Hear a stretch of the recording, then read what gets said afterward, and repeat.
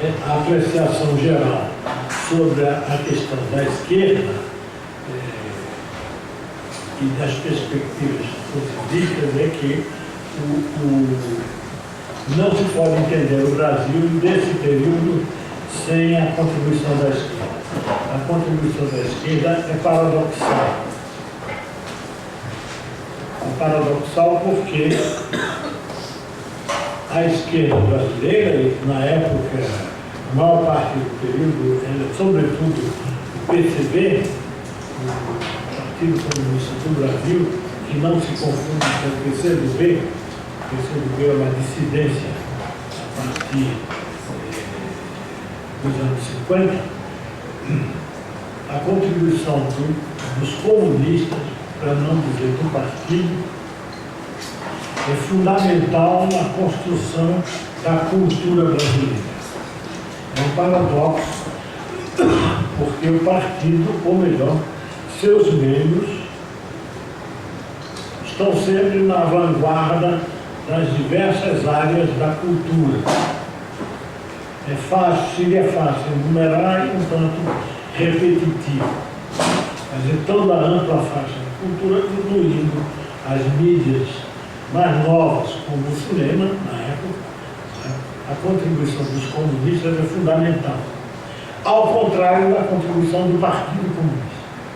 A contribuição do Partido Comunista, esperava-se,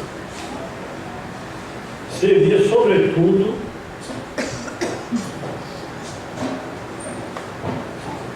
na construção de uma interpretação do Brasil e, evidentemente, na ação política capaz de levar essa interpretação do Brasil às últimas consequências.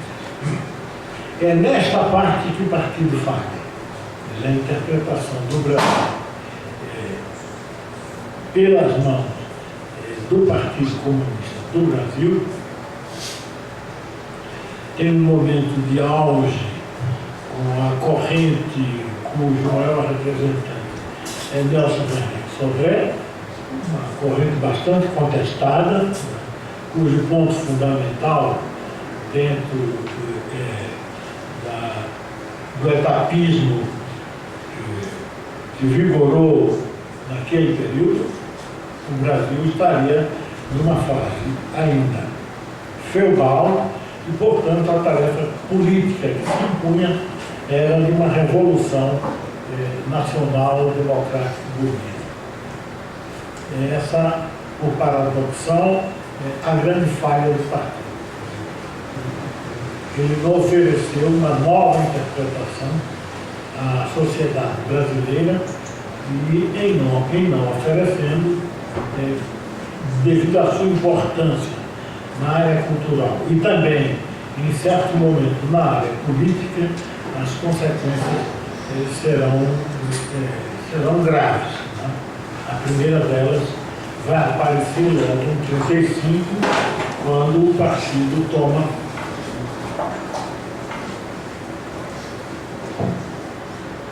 um rumo no sentido de estava em ação uma revolução burguesa, e aí nós temos que acelerar para, na próxima etapa, vir o socialismo. As consequências foram funestas, né? Não só pela repressão do movimento comunista em Recife, Natal e Rio de Janeiro, as três praças principais, como pelo que significou a partir de entrar outra vez na clandestinidade e perder numa contradição com o fato de que, quando a sua classe, a classe que ele queria representar, emerge no cenário social, o partido afunda na clandestinidade. O mito da clandestinidade, que percorreu toda a esquerda mundial, não só brasileira, é um mito falso, como quase todos os mitos. É como se o partido bolchevique na Rússia tivesse feito a revolução porque estava na clandestinidade, o que é um equívoco total.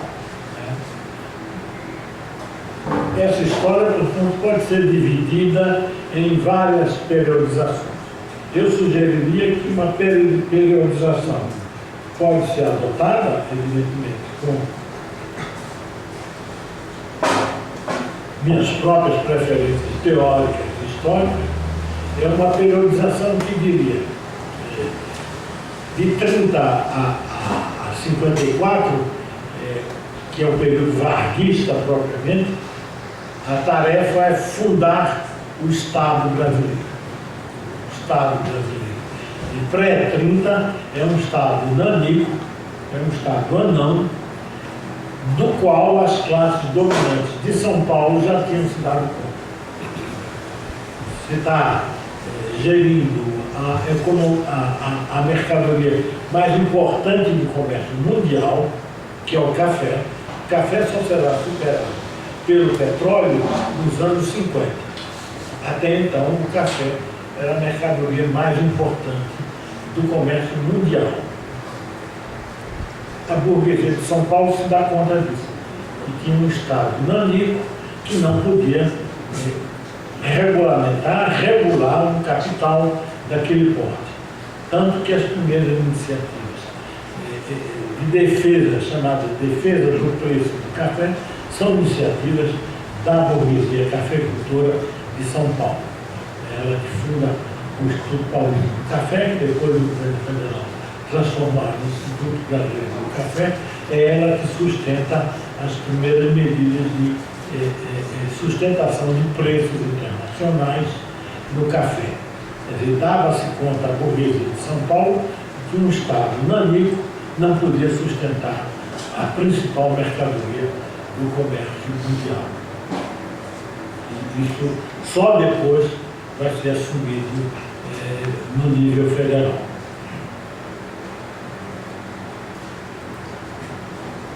Esse período primeiro, portanto, é um período de refundação do Estado brasileiro. Não há uma medida, pode-se ver até hoje,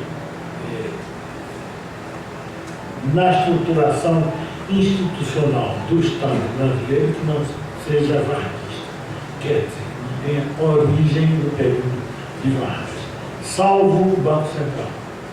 O Banco Central é uma criação da ditadura, mas Vargas já havia criado a Superintendência da Moeda e do Crédito, a SUMOC, que é o predecessor imediato do Banco Central. Mas não fundou o Banco Central, propriamente dito, com a largueza com que ele passa a atuar depois. Também é inteligível historicamente. Né?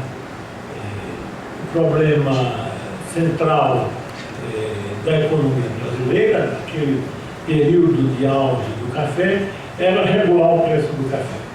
E a taxa de câmbio tinha a única função de manter a valorização ou manter os preços do café no nível suficientemente valorizado, porque era a única fonte de receita externa que o Brasil tinha. A SUMOC dedicava-se a isso. O Banco Central é mais complexo, tem tarefas propriamente de regulação do mercado financeiro, que não era o caso naquele período. Então não há nenhuma instituição, salvo essa do Banco Central, que não tenha a marca varguista. Tem todos os, de alto a baixo, de norte a sul. Quer dizer, a regulação das atividades de comércio, das atividades de exportação e importação, da força de trabalho, a CLT, a famosa CLT, na verdade, é uma regulação do conflito de classes emergente, que começava a agudizar-se. O período de Vargas tem toda a consciência dessa agudização das relações capital-trabalho. Enfim, a estrutura institucional é como se Vargas tivesse armado o Estado para o desenvolvimento do capitalismo. De alguma maneira isso é consciente, não é muito por acaso, como às vezes ocorre na história. de alguma maneira, ser consciente. Esse Estado consolidado, reestruturado, refundado, é a herança que imediatamente se projeta com toda a força e todo o vigor no período Kubitschek. O período Kubitschek é de realização dessas potencialidades, através do programa de industrialização, que é todo conduzido pelo Estado, por iniciativas do Estado, abrindo, inclusive, brechas no antigo esquema da esquerda, que é a questão do capital estrangeiro.